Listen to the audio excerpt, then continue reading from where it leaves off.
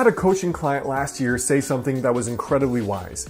When he hired me, and in other words, I took him on as a coaching client, he said, "You know, Alex, the reason that I wanted to be your client is because I want to be where you are in a few years, and I know you did not get there by accident. You designed your life."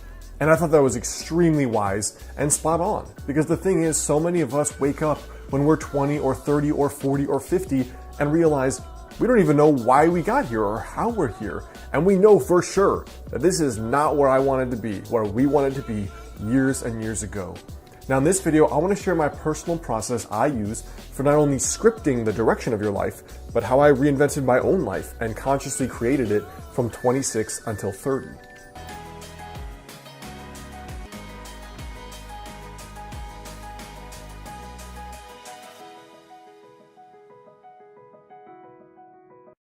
What's up guys, Alex Hine here, author of the book Master the Day. Now in my own life here, really I think that designing your life and making it go forward in the direction you want it to go forward has three parts. And the very first part is the design, the second part is the habits you use or you do on a daily basis, and the third is the follow through or the follow up. In other words, how do you actually stay on track when you get off track? Because half of the game of goal achievement is purely when you get punched in the face, what are you going to do differently to get back up and get back in the fight? Now for me, the first thing is vision. It's basically the design. You know, if you just sit down for a day, you pour a coffee, you get out a piece of paper, and you write down what would be the coolest thing that could happen over the next 5 years in my life. If you just do that, you are already ahead of 99% of humanity who show up with no game plan, no vision for the future, no clue what they would like to create besides, you know, I would like more money, or I'd like that girl or that guy, or I'd like a nicer car. There's almost no consciousness or conscious energy given to thinking about what do I want to build in the future? Like what consciously and concretely do I want to improve?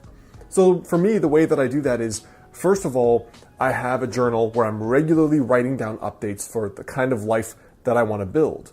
You know, it starts with the vision, which makes me think of the fact that the skyscrapers of New York started with a picture in somebody's head. And so did spaceships. And so did curing a difficult disease.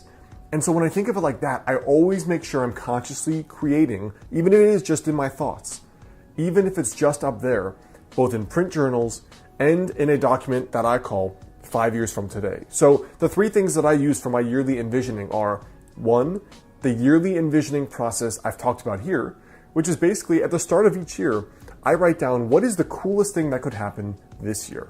Like perfect year, no limitations, no just be realistic, but like what would be the coolest thing that could happen?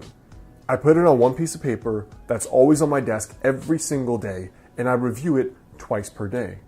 Now from there, that yearly document also has my daily habits, the unique projects I'm working on in each quarter of the year, as well as the things I know that I need to work on to get better, basically, to improve myself.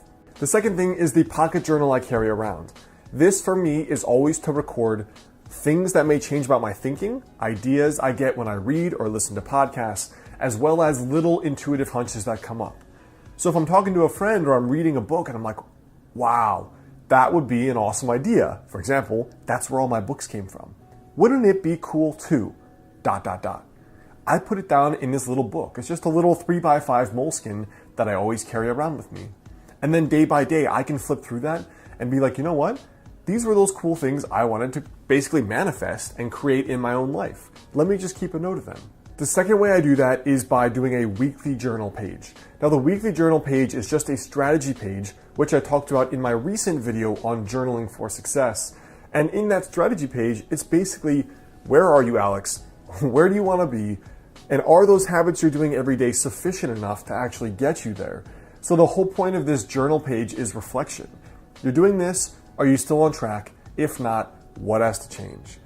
And then finally, I have this little journal notebook, a digital notebook in Evernote, and it just says 5 years from today. Now, I don't really stick with that idea of 5 years from today, but the point for me is, where do I want to go? In what direction? It could be as simple as moving. Like I know I'm moving to California after I'm done with my doctorate in Portland. It could be as simple as the relationship you want to be in. For example, I'm 30. I know that I want to be married by 35, so I can have that there. I know that I want to have a private practice and a traditionally published book and 3-4 vacations per year. I put all of that down where I don't know how I'm going to make it happen yet, but it will happen for sure. I haven't quite fleshed out the process. The point is that you're putting trajectories in your brain and in your subconscious. And when you check that every once in a while, you're kind of like, oh yeah, I knew I wanted to do that, but all right, let's start thinking about how I can actually do it. And almost all of those things come true for me, especially if you regularly review that. Now, the second piece here is your habits. So the daily action steps that you're gonna actually do to make that a reality. Now, I've shared this philosophy many times. It makes up the bulk of my book, Master the Day. But the point is that you think about the goals you wanna reach, and then you have to break them down. Forget the goal, but break it down into a daily habit. So with fitness, you forget losing 30 pounds. The habit is cook every day, go to the gym 20 minutes a day. You want to write a book, you forget having written a book, you put down the habit, write 500 words a day. You want to be in an amazing relationship in 2 years, you forget that goal, you put the habit, I'm going to go out to 4 events where I might meet like-minded people. And that's your daily habit. So you bring it back to, what do I have to do today? Now, the way I track that is a combination of ways. So not only in that yearly visioning document do I put that, I also record it in Evernote. And the reason I do that is because every Thursday, I have a 30 to 45 minute mastermind call. Now, I've had a personal mastermind for over 4 years now, every single week. And it's basically started when I started my business because that was so difficult for me. But it progressed to, like, are you happy? Are you building the life you want? Is your ladder up against the right wall, as the saying goes? Because you might climb the ladder of success and realize you climbed the wrong ladder and you're not where you want to be. So it's also about conscious goal setting and being crystal clear on the path forward, making sure you're going down the right path you want to be down. So I actually have a maximum of 3 goals per year and then 3 habits per goal. For example, the goals are often much more complex than you think. Like, let's say you've only been sleeping 5 hours a night. Well, your daily ritual may have to be, I'm going to disconnect from the computer at 11, I'm not going to have coffee after 5, and I'm not going to stress myself out with homework or with work after a certain time. It may take a few habits. Just like doing well in school or high performing at your work may also be more than one habit. It may mean I'm going to study this study strategy every day and apply that. Or I'm going to do an extra 1 hour of work per day or self-study or something else. The way that I personally do it is just 3 habits per actual goal. And those I track in a weekly scorecard document, which is, these are the 3 things, did I do them Monday through Sunday? And then when I get to my Thursday night mastermind, we all get on the phone and I basically give a report. I did this 50% of the time, 90% of the time. This is what didn't work. This is what I have to improve. And then the third part for me about consciously designing your life and going forward is really just 2 things. It's the follow through to make sure you actually do these things. And then number 2, it's following little intuitions about when you have to pivot. So the way I keep the follow through going is every night I do a little Master the Day journal page. The journal's not out yet, but I still have a print kind of document that I use for tracking, did I do this? Where do I have to improve myself? The Thursday Mastermind, which is a 45-minute call, we use Uber Conference for free. You could do the exact same with a few of your friends or people online. My very first mastermind was totally online people I'd met that were other internet entrepreneurs. Now from there, I have the Thursday Mastermind, I have the weekly strategy journal page, and I have my daily habit tracking. And besides those 3 things, all I do is carry around that little pocket moleskin journal I told you about, because then I feel like if something doesn't feel right at all, like you're off track, you don't like this job, you're dating someone and you realize something's not right, I write down the intuitions because I can't always consciously articulate the next move. Sometimes it's easy, I want to move to California. Other times it's not. Do I stay in this relationship? Is this business still what really excites me? Am I proud of all the work I've created?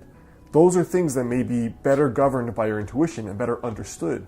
So I just keep a log of all the little intuitive impressions, and then I systematically explore them more, and then I take time to just go through them and see what's behind them and unpack them. So I hope that helps you guys. That's a little bit about my process for consciously scripting your life, which has been my whole shtick for a while. And that's really the thing that made the biggest difference for me going from 24 or 25 where I had done nothing impressive with my life, very average student, hadn't done much besides traveled, to now really contributing and producing a lot and having had a productive life the last 5 or so years. Now, before you go, I want you to leave a comment there below. Let me know for you, if you could consciously script your life, what would be the first thing you think is important? Hey guys, well, one of the things that goes along with being in sage mode, like I talk about here, is being calm and being sage. Now, the biomat is a pad you can put on your bed or on the floor, which uses technology that was actually discovered by NASA to help you reduce stress and fatigue. Now, it produces negative ions, which are considered nature's energizer. And these negative ions you can find in abundance in places like forests and mountains, waterfalls, and oceans. Now, the biomat in particular is comprised of 3 parts that helps you have that stress relief and that fatigue relief. Now, the biomat can also help with pain relief and circulation.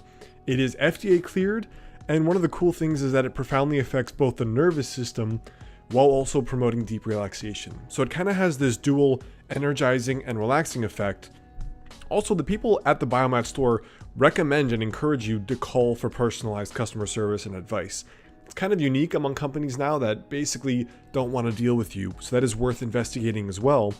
And like some customers have said, it's really restorative. So a direct quote from one person was that it's the world's greatest power nap. Check out the biomat link here on the screen or in the description box there below if you'd like to find out more information on it.